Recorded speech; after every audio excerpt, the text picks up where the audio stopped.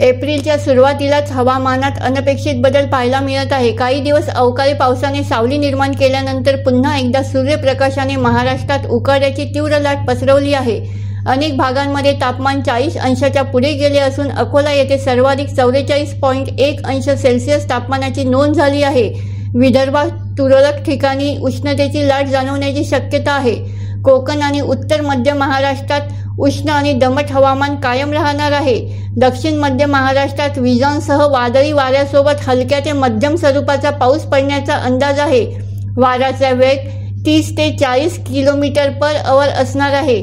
मराठवाड्यात सायंकाळनंतरही तापमान कायम उच्च पातळीवर राहील। एकूणच राज्यात उष्णतेचं वर्चस्व दिसून येणार आहे।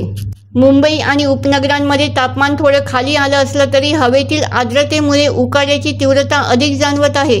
पुढील 24 तासात दमट आणि गरम हवामान राहणार असल्याचा अंदाज हवामान विभागाने वर्तवला आहे। IMD हवामान विभागाने राजस्थान, मध्य प्रदेश, गुजरातसह 9 राज्यांना उष्णतेच्या लाटेचा इशारा दिला आहे। राजस्थानात सर्वाधिक 45.6 अंश तापमानाची नोंद झाली आहे। तसेच देशाच्या ईशान्य व दक्षिण भागात वादळी वाऱ्यासह पावसाचा इशाराही देण्यात आला आहे। दक्षिणेकडील किनारी भागातील नागरिकांना विशेष सतर्कता बाळगण्याचे आवाहन करण्यात आले आहे।